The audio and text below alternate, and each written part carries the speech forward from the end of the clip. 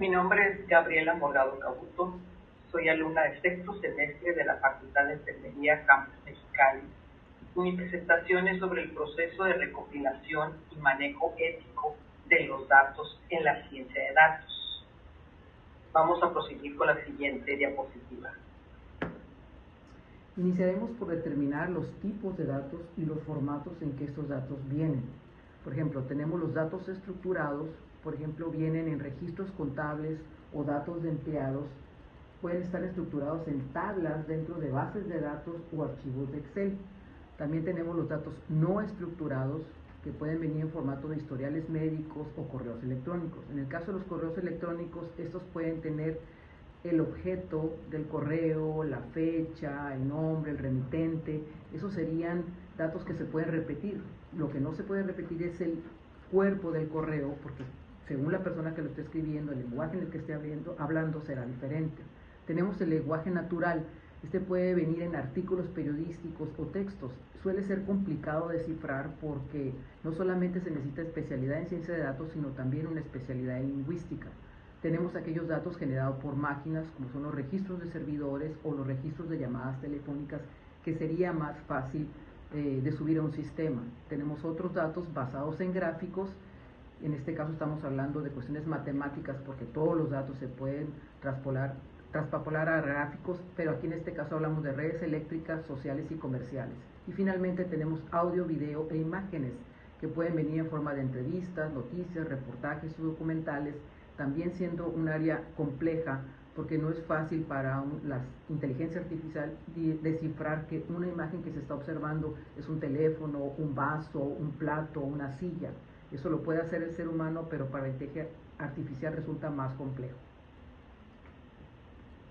Ahora bien, una vez que tenemos todos estos datos, ¿cómo inicia el flujo para subirlos a un sistema? Es decir, primero los datos los recabamos de fuentes del mundo exterior, ya sea estadísticas, encuestas, textos o imágenes de video, ¿no? Según lo que se considere necesario para el propósito del proyecto.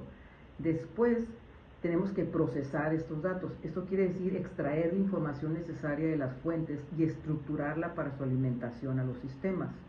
Un paso adicional que se puede llevar al mismo tiempo que esto es el de la limpieza de los datos, lo cual significa eliminar información irrelevante, duplicada, registros con información faltante, datos atípicos, que solo contaminarían los pasos siguientes. Posteriormente se realiza un análisis exploratorio de los datos. Esta exploración sirve para determinar parámetros descriptivos de los datos, es decir, promedios, medianas, medias, desviación estándar, como también para obtener gráficas que visualicen las distribuciones y frecuencias de los datos.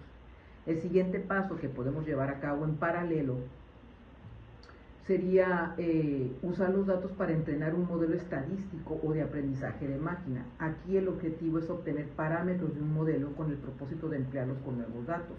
El modelo que seleccionemos depende del tipo de problema que estamos resolviendo. Tras obtener el modelo se generan reportes informativos para la toma de decisiones, como también visualizaciones para una rápida comprensión de la información. Un resultado alternativo puede ser una aplicación o producto, tal como un sistema de recomendaciones o un sistema de calificaciones, es decir, un ranking. La clave aquí es que el producto se incorpore al mundo exterior, donde los usuarios van a interactuar con el producto y esto va a generar más datos, creándose así un ciclo de retroalimentación.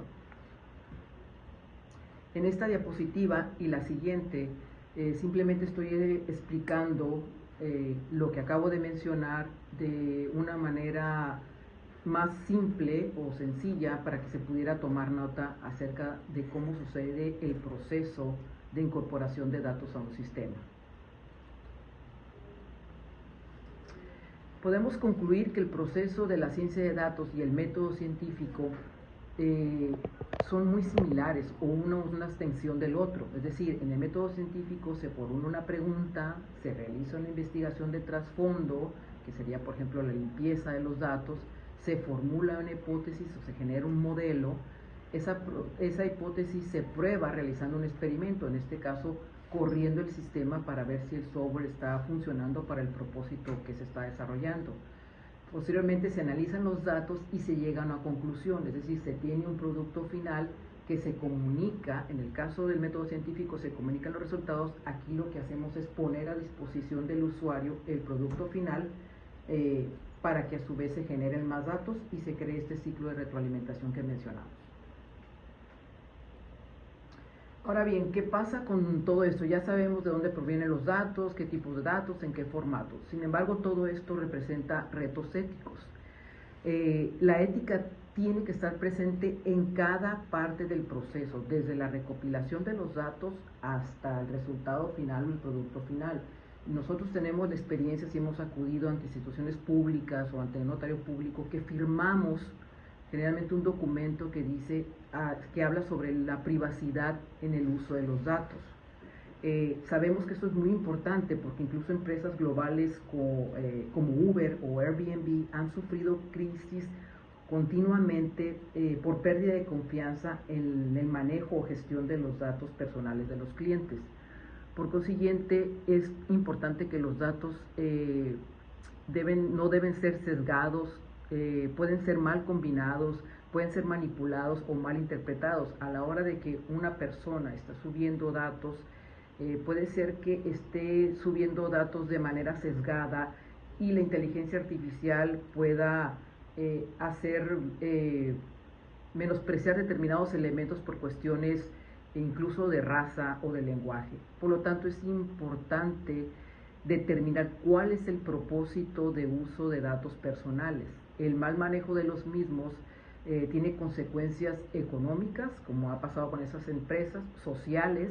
Varias empresas han sufrido incluso la clausura de las mismas por el mal manejo de los datos, y puede tener muchos problemas personales, incluso para la integridad física de las personas.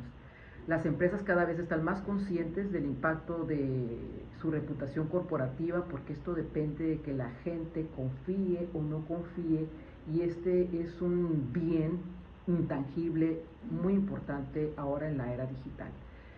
Por lo tanto, la clave es la comunicación, la honestidad y la transparencia, así como el respeto de las leyes que hay en cada lugar para el manejo de los datos. Hay una guía que se elaboró por parte de la Organización para la Cooperación y el Desarrollo en conjunto con el Consejo de Europa, que habla sobre el resguardo de los datos personales. Se mencionan los siguientes puntos: que es importante establecer límites claros para la obtención de datos, es decir, desde un principio pensar para qué quiero esos datos, qué necesito exactamente de esa persona o de ese artículo, de esa información. No toda la información puede ser importante, su nombre puede ser importante, su edad, pero a lo mejor no su religión ni su orientación sexual. Determinar la relevancia de los datos para el uso previsto, no preguntar más allá para no traspasar fronteras. Definir con claridad el uso que se le dará a los datos antes de solicitarlos. La persona que está proporcionando los datos debe saber qué se le está preguntando y de qué manera se van a utilizar sus datos, saber que esos datos no se van a vender o van a andar circulando libremente en la red. Es importante abstenerse de utilizar los datos para usos distintos al determinado originalmente, sin el conocimiento de las personas. Esto ya ha pasado, incluso aquí en México, el Instituto Nacional Electoral, las listas de los votantes anduvieron circulando y se anduvieron vendiendo, ¿no? Es importante asegurarse de proteger los datos contra el acceso ilícito a la piratería. Esto cada vez es más común, por lo tanto las compañías deben saber que existen hackeadores internacionales muy profesionales en lo que hacen, y por lo tanto deben de resguardar cada vez con mayores medidas, con ciberseguridad, todos estos datos. Asegurarse que los avances, prácticas y políticas sobre el uso de los datos sean abiertos y transparentes, que el personal los conozca, que la compañía lo sepa y que el Estado lo respete. Por lo tanto, debemos concluir que garantizar que las personas cuyos datos se han recolectado, ellos mismos puedan tener acceso a los y puedan solicitar, bien sea que se modifiquen, que se eliminen o que estén en calidad de anonimato. Muchas gracias por su atención.